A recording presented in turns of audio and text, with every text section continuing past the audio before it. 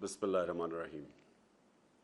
इय्याका नअबुदु व इय्याका नस्तईन। अल्लाह तेरी इबादत करते हैं और तेरे से मदद मांगते हैं।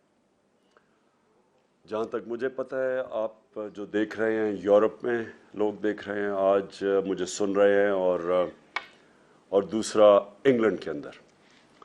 तो मैं सबसे पहले तो आप सबको खराज तहसीन पेश करना चाहता हूँ कि जिस भरपूर तरीके से आपने ये जो मुल्क में साजिश हुई है, इसके अगेंस्ट जिस तरह आपने प्रोटेस्ट किए हैं, मैं अपने मुल्क की तरफ से आपको खराज तहसीन पेश करना चाहता हूँ।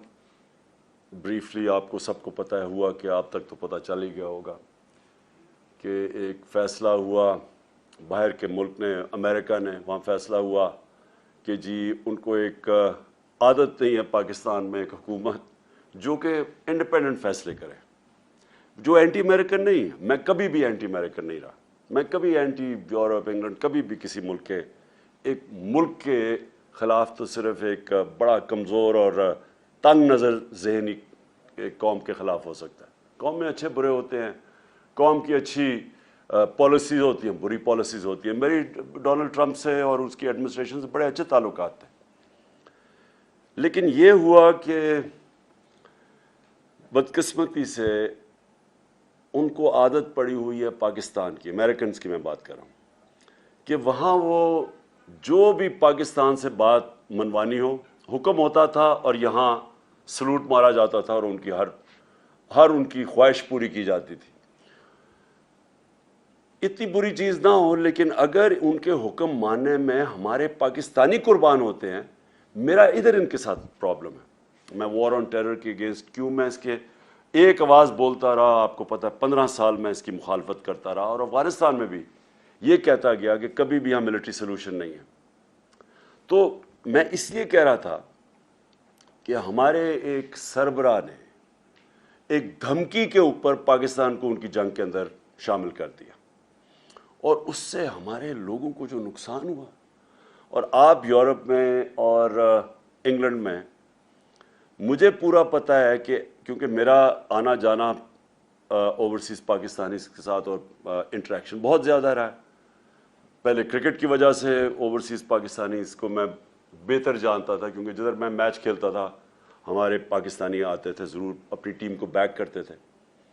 और उसके बाद शौकत खानम कैंसर हॉस्पिटल बनना ही नहीं था अगर आप ओवरसीज़ पाकिस्तानीज़ मेरी मदद ना करते।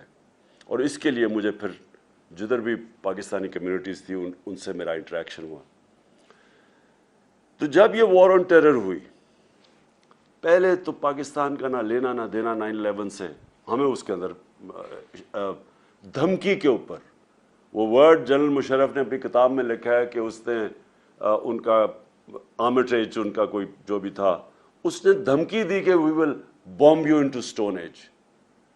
प्रेशर नहीं ले सका, एक धमकी में मुल्क को शामिल करवा दिया उस जंग में, और फिर हम गिरते ही गए, डिमांड्स उनकी बढ़ती गई। पहले तो कहा था लॉजिस्टिकल सपोर्ट देनी है, फिर हमने पूरी अपनी उनके कहने पे फौज भिजवा दी कबायली इलाके में, और उसके बाद जो फिर पाकिस्तान में हुआ, आप याद रखें कबायली इलाके से सारी अफगान जहाद लड़ी गई थी। जब हमने उनकी पहले मदद की थी सोवियत यूनियन के अगेंस्ट, तो सारी जहाद कबायली इलाके से लड़ी गई थी। तो कबायली इलाके के लोगों को हमने कहा था कि जहाद बहुत अच्छी चीज़ है, जब एक हमारे हमसाए मुल्क में फॉरेन ऑक्यूपेशन हुई तो इसके ख़िलाफ़ लड़ना जहाद है। अब जब अमेरिकन वहाँ पहुँच गए तो अब हम उन्हीं लोगों को कह रहे हैं कि उनके ख़िलाफ़ जहाद थी, सोवियट्स के ख़िलाफ़ अब दहशतगर्दी है। उसका नतीजा क्या हुआ? क्या वो रोबोट्स तो नहीं थे? उनको हमने पहले जहाद के लिए तैयार किया, और अब हम कह रहे हैं कि ये टेररिज्म है, वो हमारे ख़िलाफ़ हो गए। और पाकिस्तान ने सबसे भारी कीमत अदा की अमेरिका की वॉर ऑन टेरर में शिरकत करने की। बाकी नेटो अलाइज भी थे, किसी कोई, यानी सारे नेटो अलाइज और अमेरिकन जितने फौजी इसके अंदर मारे गए वॉर ऑन टेरर में, अफगानिस्तान और अफगानिस्तान में, उन सारों को सबको इकट्ठा भी कर लो तो उससे 3 गुना ज़्यादा पाकिस्तानी फौजी मारे गए, हमारे फौजी शहीद हुए, और 80,000 पाकिस्तानी जाने गई, मुल्क तबाह हो गया। تو میرا سارا کنٹینشن یہ تھی کہ ہماری فورن پالیسی ہونی چاہیے پاکستانیوں کے لیے، ہماری بہتری کے لیے. ہمیں اپنے ملک کو قربان نہیں کرنا چاہیے کسی اور کی فورن پالیسی آبجیکٹیوز کے لیے. یہاں پرابلم شروع ہو گیا. تو پھر چائنا کے اوپر بھی ہم چاہتے، ہمارا نیبر ہے، ہمارے اچھے تعلقات ہیں، ہم چاہتے تھے کہ آگے رائزنگ پاور ہے، ہمارا انٹرسٹ ہے کہ ہمارے ان سے اچھے تعلقات ہوں. ادھر بھی پرابلم آیا. اور پھر روس میں جب انویٹیشن ملا تو اب ہم کیوں چاہ رہے تھے، ہمارا تو بڑی پہلے سے کوشش ہو رہی تھی کہ رشیا ہمارے ساتھ تعلقات اچھے ہو، کیونکہ کولڈ وار کے بعد ہمارے، اور جو ہم نے امریکہ کا ساتھ دیا سوویٹس کے اگینسٹ افغانستان میں، تو ہمارے تو تعلقات کبھی بھی ٹھیک نہیں تھے. تو یہ پہلی دفعہ ہم نے کوشش کی، کیونکہ ہمیں بڑا فائدہ ہے خاص طور پہ گیس کا آگے، اور ہماری پہلے سے حکومتیں یہ گیس پائپ لائن کی بات کر رہی تھیں، اور یہاں گیس ختم ہوتی جا رہی ہے. اور دوسرا پھر ہم نے گندم امپورٹ کرنی تھی ان سے، اور وہاں ہم نے ان سے طے کیا کہ تیل 30% کم قیمت پہ ہمیں تیل مل رہا تھا. تو ہم نے ان سے نیگوشیٹ کرنا تھا اپنے لوگوں کی بہتری کے لیے. ہندوستان نے نیگوشیٹ کیا اور سستا تیل منگوا رہا ہے روس سے، جبکہ ہندوستان کی اسٹریٹجک الائنس ہے امریکہ کے ساتھ. تو اس کے اوپر وہ ناراض ہو گئے. اور پھر جب بیسز کی بات آئی کہ جی افغانستان آپ جب ایویکویٹ کیا تو ہم آگے جو بیسز ہوں، ہم یہاں سے اگر کوئی ٹیررزم افغانستان میں تو کنڈکٹ کیا جائے، بالکل ان ایکسیپٹیبل ہے. ہم پہلے 80,000 لوگ مروا بیٹھے، کسی نے اپریشیٹ نہیں کیا، بلکہ افغانستان کو کئی ان کے پولیٹیشنز نے بلیم کیا کہ پاکستان کی وجہ سے ہم افغانستان میں کامیاب نہیں ہوئے. یعنی اتنا بڑا جھوٹ کہ ہماری وجہ سے کامیاب نہیں ہوئے. تو پہلے ہمیں بلیم بھی کیا، ہمارا اپریشیٹ بھی نہیں کیا، ہمارے ملک کی بھی تباہی ہو گئی، قبائلی علاقہ اجڑ گیا. اور اب کہہ رہے ہیں کہ پھر سے ہمیں بیسس، تو میں نے تو کبھی نہیں ماننا تھا. ادھر سے پرابلم شروع ہوئے. اور اس کے بعد وہاں سے یہ سازش تیار ہوئی. یہاں مل گئے ہمارے میر جعفر اور میر صادق. انہوں نے پوری طرح ان کے ساتھ یہ گیم پلان بن گیا. یہ مجھے اس کا انڈیکیشن ہو گئی تھی پچھلی جولائی کے اندر، جولائی اگست میں میں سمجھ گیا تھا کہ کچھ ہو رہا ہے. اور پھر یہ یہاں سے ان کے ساتھ مل کے، یہاں پھر ان کے ساتھ یہ جو ہمارے پولیٹیکل یہ جو تہاں مل کے، ہمیں پتہ کیسے چلا امریکن ایمبیسی میں ان کی فریکوینسی بڑھ گئی ان سے ملنے اپوزیشن پولیٹیشن سے، ہمیں وہ ساری انڈیکیشن تھی. اور پھر جو ہمارے 4-5 جو تھے بیک بینچر جو خوش نہیں تھے ہماری پارٹی سے، ان کو امریکن ایمبیسی بلا کے میٹنگز کرنی شروع کر دی. اب دیکھیں ایمبیسیز کا کام تو فورن پالیسی ہوتا ہے، ان کا کیا کام ہے کہ ہمارے ڈسیڈنٹس جو کہ خوش نہیں ہیں ان سے میٹنگ شروع کر دی. اور انہوں نے جب یہ پھر یہاں جب نو کانفیڈنس ہوا تو سب سے پہلے ان لوگوں نے جا کے لوگوں کو، ہمارے لوگوں کو خریدا اور توڑا، اور یہ گو بٹوین بنے جنہوں نے امریکن ایمبیسیز میں جا کے میٹنگز کی ان کے ساتھ. تو اس کے بعد کیا ہوا، 7 مارچ کو ہمارے ایمبیسڈر کو بلاتے ہیں. اس کو ایک ڈونلڈ لو، ایک انڈر سیکرٹری آف اسٹیٹ، وہ جا کے دھمکی دیتا ہے. اور میں یہ آپ صرف کہنا چاہتا ہوں کہ کتنی بڑی توہین ہے 22 کروڑ لوگوں کی، کہ امریکن آفیشل جا کے ہمارے ایمبیسڈر کو کہتا ہے کہ اگر تم نے عمران خان کو اس میں کامیاب ہونے دیا، یہ جو نو کانفیڈنس موشن ہے، اگر یہ کامیاب ہوگی اور اگر یہ کامیاب ہوگی اور عمران خان ہٹ گیا تو پاکستان کو معافی دے دی جائے گی. کس چیز کی معافی ابھی نہیں پتا، کیا ہم نے جرم کیا ہے اس کا نہیں پتا، لیکن معافی دے دی جائے گی. لیکن اگر عمران خان بچ گیا تو پاکستان کے لیے کانسیکوینسز ہوں گے. ڈائریکٹ نام لے کے ہمارے ایمبیسڈر کو کہہ رہا ہے. اور یہ سوچ لیں کہ میں وہ فورن آفس میں ہے، میں ہوں پرائم منسٹر، تو یہ کس کو دھمکی دے رہا تھا وہ. اور اگلے دن جس کو بھی دھمکی دی، اگلے دن نو کانفیڈنس موشن ٹیبل ہو جاتی ہے پارلیمنٹ میں. اور اس کے بعد یہ سارے ہمارے لوگ بھی، یہ جو لوٹے ہیں، یہ جا کے بکنا شروع ہو جاتے ہیں سندھ ہاؤس میں، اور ہمارے الائز بھی ایک دم پیچھے ہٹ جاتے. تو پوری سازش کی گئی اور اس سازش کو کامیاب کروایا گیا. یہاں سے ہمارے میر جعفر اور میر صادق ملے ہوئے تھے سازش میں. اور اس کے بعد گورنمنٹ جب گری، اور وہ سب کو پتہ ہے اس کے بعد کیا ہوا، 12 بجے عدالتیں کھلی، اور وہ جو سارا ہاتھ باندھ کے ہمیں بالکل آئسولیٹ کر کے تو یہ گورنمنٹ ہٹائی گئی. لیکن جو اصل سازش اس سے بھی بڑی سازش ہے وہ یہ ہے کہ چلیں اگر ہٹائی دینا تھا گورنمنٹ کو تو چلیں کوئی ایسے لوگ لے آتے جن میں شاید کوئی اہلیت ہمارے سے زیادہ اہلیت ہوتی, کوئی ان کے پاس کوئی گیم پلان ہوتا. پاکستان کا کرپٹ ترین مافیا کو ہمارے ملک کے اوپر مسلط کر دیا. شہباز شریف کے اوپر اور ان کی فیملی پہ 40 ارب روپے کے انڈر ٹرائل کیسز ہیں, انکوائری سٹیج پہ کیسز ہیں, اور نواز شریف اور اس کی بیٹی کنوکٹ ہو چکے ہیں. اس خاندان کو اوپر لا کے ملک پہ بٹھانا, باپ جو ہے شہباز شریف وہ بھی ضمانت پہ, بیٹا جو اس کا ہے حمزہ شریف جو ہر چھوٹے چھوٹے پیسے پکڑتا تھا, جو ان کے اوپر اوپن اینڈ شٹ کیس ہے. 16 ارب کا جو ایف آئی اے کا کیس ہے وہ اتنا سیدھا کیس ہے کہ نوکروں کے نام پہ پیسے لیے انہوں نے اور اس کے بعد فیملی ممبرز میں ڈسٹریبیوٹ ہو گئے. نیب کے اندر کیس, ٹی ٹی کا کیس کیا ہے کہ یہاں سے پیسے پکڑتے تھے, اس کے بعد ہنڈی حوالے سے ملک سے باہر بھجواتے تھے, اور پھر فیک نام کے اوپر ریمیٹنسز دکھا کے پاکستان میں پیسہ لے کے آتے تھے. تو یہ کیسز جن کے پڑے ہوں, اور آپ یورپ میں اور انگلینڈ میں جو دیکھ رہے ہیں, مجھے آپ بتائیں کہ کسی بھی الیکشن میں اجازت دی جائے گی اس طرح کے لوگوں کو الیکشن لڑنے کی؟ تو ہمارے ملک میں, اپنے ملک میں ان کے کیا مورالٹی ہے اور ایکسپیکٹیشنز ہیں پبلک ریپرزینٹیٹیو سے. ہمارے ملک میں پرائم منسٹر مسلط کر دیا ایک کرپٹ ترین آدمی, اور اس کے ساتھ سارا ایک کرپٹ ترین ٹولہ جو انٹیریئر منسٹر ہے. امیجن کرو جس کے نیچے انٹیریئر منسٹری ہے, ان کا اپنا وزیر نون لیگ کا کہتا ہے اس نے 18 قتل کیے ہوئے. ان لوگوں کو ہمارے اوپر بٹھایا. میں سمجھتا ہوں کہ یہ اس سے بھی بڑی سازش ہے. آپ نے اگر ملک کو تباہ کرنا ہے تو چوروں کو ملک کے اوپر بٹھا دیں. آپ نے ایک فیکٹری کو تباہ کرنا ہے تو ایک کرپٹ آدمی کو فیکٹری کا مینیجر بنا دیں, فیکٹری بند ہو جائے گی آپ کی. تو ملک جس کے 22 کروڑ کا ملک, اس کے اوپر ان لوگوں کو بٹھانا, میں سمجھتا ہوں کہ یہ صرف یہی نہیں کہ ہمارے خلاف سازش ہے ملک کی فیوچر کے لیے, بٹ یہ توہین بھی ہے ہماری. اور اس لیے مجھے بڑی خوشی ہوئی کہ جس طرح آپ سب نے نکل کے پروٹیسٹ کیا اور بتایا یہ ان ایکسیپٹیبل ہے. میں اس لیے آپ کو خاص طور پہ آج خراج تحسین پیش کرتا ہوں. میں اوورسیز پاکستانیز کو اس لیے ویلیو کرتا ہوں کیونکہ میں اتنی دیر اوورسیز پاکستانی رہا ہوں. میں اپنے 18-20 سال کرکٹ کھیلتا تھا تو باہر ہی ہوتا تھا پاکستان کے, اور میری انٹریکشن, اور میں اپنے ایک یعنی میں پاکستانی بھی تھا اور اوورسیز پاکستانی بھی تھا.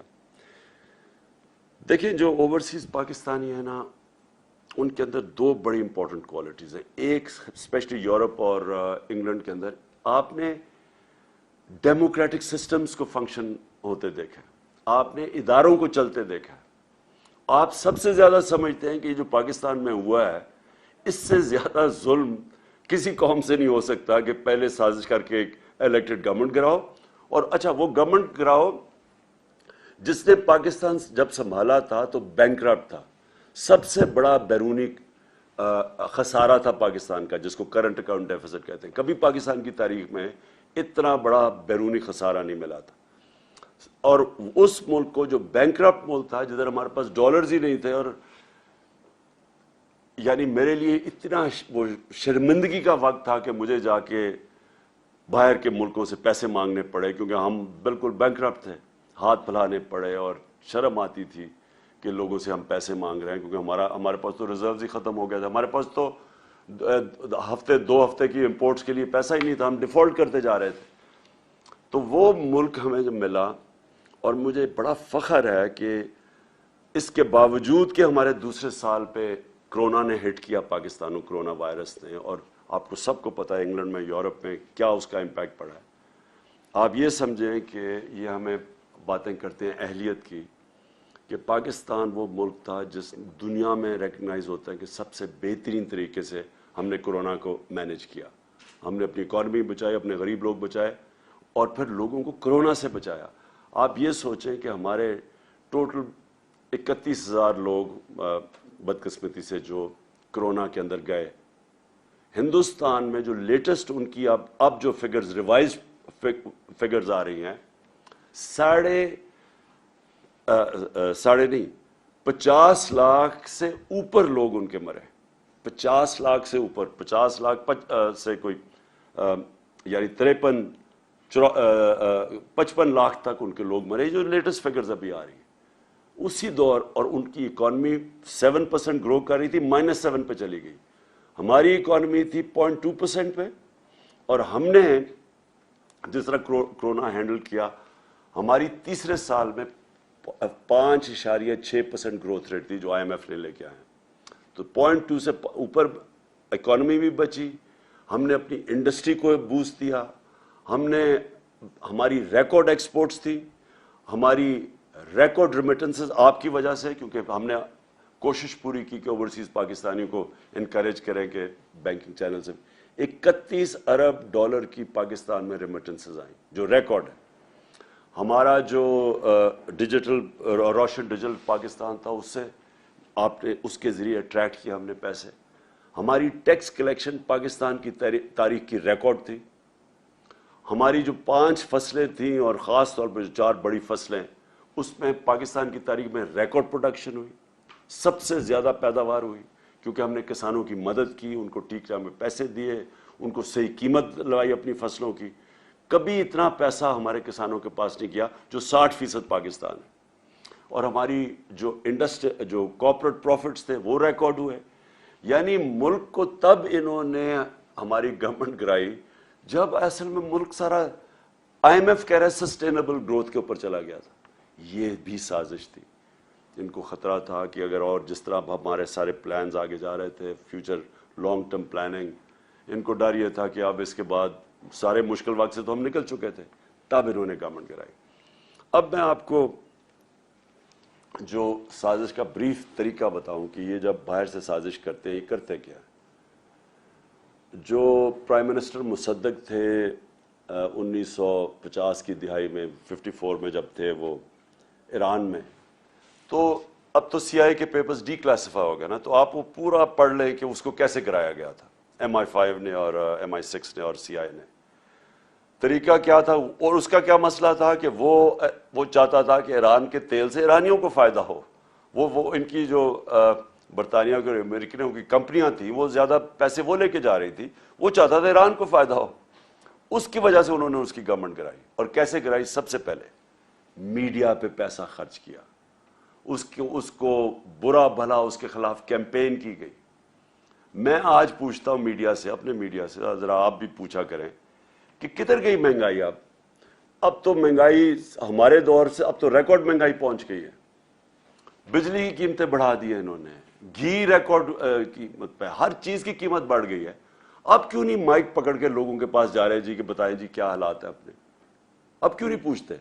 ہمارے تھوڑا سا اتنا سا قیمت بڑھتی تھی, جا کے مائک پکڑ کے لوگوں سے کہتے تھے جی دیکھیں گورنمنٹ نے تباہ کر دیا, کدھر ہے نیا پاکستان. پیسہ چلا تھا اس کے اوپر, یہ پیسہ چلایا تھا ہماری گورنمنٹ کو ڈیگریڈ کرنے کے لیے. اور بالکل یہ مصدق سے انہوں نے کیا.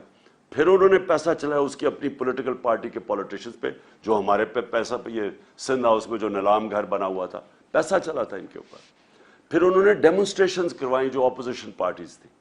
یہ سارا جب مصدق کو گرایا تھا, آخر میں جب مداخلت ہونے سے پہلے یہ سب کچھ کیا تھا. انہوں نے بھی لانگ مارچ, کبھی فضل الرحمان آ رہا ہے لانگ مارچ, کبھی وہ بلاول آ رہا ہے سندھ سے لے کر لوگوں کو, وہ ساری فیل ہو گئی کیونکہ لوگ ان کے ساتھ ہی نہیں تھے. آخر میں انہوں نے ہمارے پاس یہ جو کیا. اور میں جو آپ سے اوورسیز پاکستانیز آپ سے جو میں نے امید لگائی ہے وہ یہ کہ آپ نے اپنے پولیٹیشنز کو, کیونکہ اگر کسی کو بھی وہاں انہوں نے پتہ نہیں چلنے چاہیے پاکستان کی جو نیوز ہے, باہر نکلنے نہیں دی کہ یہ ہوا کیا پاکستان سے. وہاں باہر بتایا جی عمران خان بڑا ان پاپولر ہو گیا تھا, دیکھیں جی اس کو گرا دیا. انہوں نے کوئی یہ نہیں بتا رہا کہ ہمارے پاس وہ میں نے اس کو ڈی کلاسیفائی کر کے وہ جو ڈاکیومنٹ ہے جو سائبر ہے, جو مراسلہ ہے, جو ہمارے ایمبیسڈر نے بھیجا, جو 2 دفعہ نیشنل سیکیورٹی کونسل کے سامنے پریزنٹ ہوا, جس کے اندر واضح یہ ساری چیزیں ایمبیسڈر نے خود کنفرم کیا کہ کس طرح کی دھمکی دی گئی تھی. اور پتہ تھا ان کو کہ نو کانفیڈنس موشن آ رہی ہے, اور ان کو اور اس کے اوپر دھمکی دے کے اس کو کامیاب کرنا ہے. تو اب تو کلیئر ہو گیا سب کچھ. اب تو ان کو بھی ماننا پڑا کہ جناب وہ سارا کچھ اوتھینٹک ہے. لیکن باہر نہیں پتا، آپ کے یورپ میں نہیں پتا، انگلینڈ میں نہیں پتا، انہوں نے سپریس کیا ہوا ہے. وہ بھی ان کی بھی میڈیا ان کی اسٹیٹ پالیسیز کے ساتھ رہتے ہیں، اور انہوں نے کہا ہوگا کہ یہ بھی ہمارے نیشنل انٹرسٹ میں. لیکن آپ کو کم از کم یہ پوچھنا چاہیے اپنے پولیٹیشین سے، لوگوں کو لکھنا چاہیے، لیٹر لکھنا چاہیے کہ یہ جو ہوا ہے یہ کیا یہ آپ الاؤ کریں گے اپنے ملک میں؟ کیا ہندوستان میں آپ کریں گے؟ یہ ایک 22 کروڑ لوگوں کے ملک میں یہ جو انہوں نے کیا ہے، کم از کم آپ کو letter to the editors campaign, اب تو سوشل میڈیا کیمپین آپ کر سکتے ہیں. آپ پلیز اس کے اندر ضرور شرکت کریں، کیونکہ وہاں آپ کی آواز اثر کرتی ہے، لوگوں کو افیکٹ کرتی ہے. لوگوں کو پتہ ہے جب ایک آپ پوری کیمپین چلاتے ہیں، اور میں کہہ رہا ہوں سوشل میڈیا پہ کیمپین چلائے، لیکن آواز ضرور اپارٹ فرام پروٹیسٹ جو آپ نے کیے یہ ضرور کریں. دوسری چیز ہم نے تو یہ ایکسیپٹ کبھی نہیں کرنا. میں نے ابھی جلسے کر رہا ہوں، لیکن میں انشاءاللہ 20 تاریخ کے بعد کال دوں گا اسلام آباد کی، اور میں یہ میری 26 سال کی پبلک ڈیلنگ کے اندر یہ میرا تجربہ ہے کہ کبھی پاکستان کی تاریخ میں اتنی بڑی پبلک نہیں نکلے گی جو انشاءاللہ اسلام آباد پہنچے گی. اور میں نے کبھی پبلک میں اتنا شعور اور بیداری نہیں دیکھی جو آج پاکستانی قوم میں ہے. میں نے کبھی پاکستانی قوم کو اتنا متحد نہیں دیکھا. صرف میں نے ایک دفعہ 1965 وار میں دیکھا تھا، میں 13-14 سال کا تھا، مجھے ابھی بھی یاد ہے کہ کس طرح ساری قوم اکٹھی ہو گئی تھی. اس کے بعد یہ پہلی دفعہ میں نے دیکھا کہ ساری قوم اکٹھی ہو گئی ہے ایک چیز کے اوپر کہ غلامی نامنظور، امپورٹڈ حکومت نامنظور. یہ ساری پاکستانی قوم میں نعرہ چل پڑا ہے. انہوں نے اتنی بے شرمی کی کہ وہاں ان کو آوازیں لگ گئیں جا کے مدینہ کے اندر، اور ہمارے اوپر کیسز کر دیے، بلاسفمی کیسز کر دیے. سوچے کہ کچھ شرم نہیں آتی کہ اس کے اوپر ہمارا یہاں شب دعا ہو رہی تھی، ہمیں پتہ ہی نہیں ہے کہ یہ پہنچے ہوئے مدینہ، اور اس وقت انہوں نے ہمارے اوپر کیسز کیا اور شیخ رشید کے بھتیجے کو انہوں نے پکڑ کے جیل میں ڈال دیے. یہ ہے وہ حکومت جو لے کے آئے ہیں، کرمنلز کی حکومت ہے. انہوں نے ساری زندگی یہ کیے، جھوٹے کیسز، مخالفین کے خلاف ڈرانا دھمکانا، اور جو نہ ڈرے اس کو خرید لاؤ، یا خریدو اور یا پھر. تو انہوں نے وہ جو کیسز کیے، میری ایک کنٹینشن ہے کہ دنیا کے کسی حصے میں جدھر پاکستانی ہے، یہ حکومت کے لوگ چلیں، ان کو 2 نعرے لگیں گے ہر جگہ، غدار اور چور. کہیں بھی یہ چلے جائیں، کیونکہ اس وقت قوم میں کنسنسس ہو چکا ہے اس چیز کا. اور اس لیے میں لوگوں کو ایک پرامن احتجاج ہوگا ہمارا اسلام آباد میں. ہم کبھی نہیں چاہتے کہ کسی قسم کا انتشار ہو، بلکہ ہم فیملیز کو بھی بلا رہے ہیں.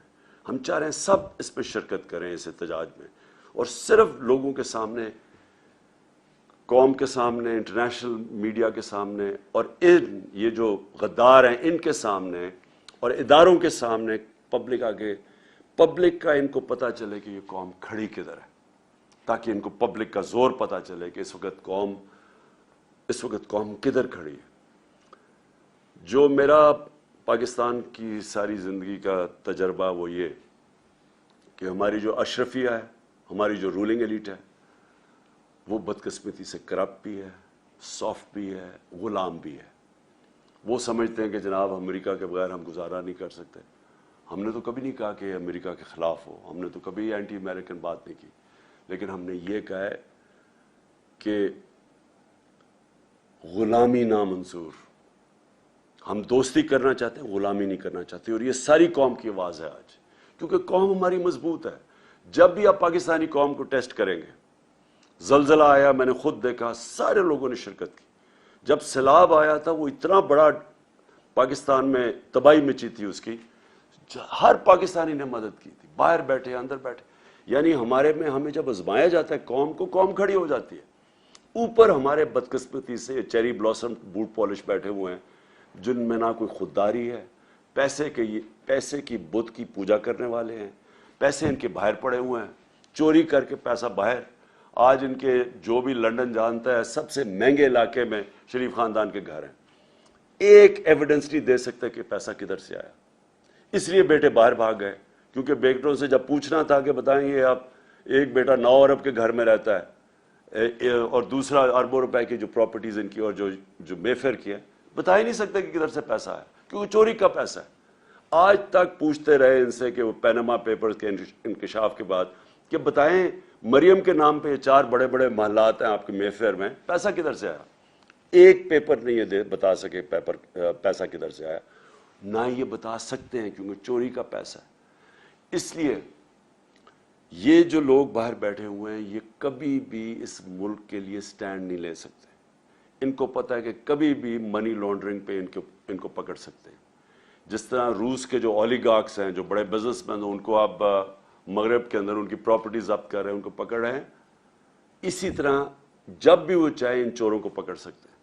اس لیے کنٹرولبل ہے، یہ کبھی ملک کے لیے سٹینڈ نہیں لیں گے، اور اسی لیے بھی یہ موومنٹ کا کامیاب ہونا بہت ضروری ہے۔ تو میں آخر میں آپ سب کو جو پیغام دینا چاہتا ہوں وہ یہ کہ آپ نے اسی طرح مظاہرے کرنے ہیں، آپ نے جو آپ کے علاقوں میں پبلک ریپرزینٹیٹیوز ہیں ان کو آپ نے ضرور خط لکھنا ہے، پٹیشن کرنی ہے، سوشل میڈیا کیمپین کرنی ہے، اور پھر آپ نے جو ہمارا وہ ہے جو ہمارا اکاؤنٹ ہے نامنظور.com، جو ہماری ویب سائٹ آئی، اس کے اوپر آپ نے سب نے اس میں کنٹریبیوٹ کرنا ہے، کیونکہ ہم آپ پوری کیمپین چلائیں گے اپنی سارے پاکستان میں، اور اس کیمپین کے لیے ہمیں اوورسیز پاکستانیز کی بڑی ہیلپ چاہیے ہوتی ہے، کیونکہ آپ کی کنٹریبیوشن، تھوڑی سی کنٹریبیوشن یہاں ہمیں بڑا فائدہ پہنچاتی ہے، اس میں ضرور آپ نے کنٹریبیوٹ کرنا ہے، اور انشاءاللہ وقت یہ ثابت کرے گا کہ یہ جو پاکستان میں ایک ڈیفائننگ مومنٹ ہے، اور یہ وہ ایک لمحہ ہے پاکستان میں جب یہ قوم بالکل آزاد ہو جائے گی اس طرح کے چوروں سے، ڈاکوؤں سے، غداروں سے، اور یہ پھر جو میں خواب دیکھتا تھا نیا پاکستان کا، انشاءاللہ اس خواب کی طرف ہم نکل جائیں گے۔ پاکستان زندہ باد۔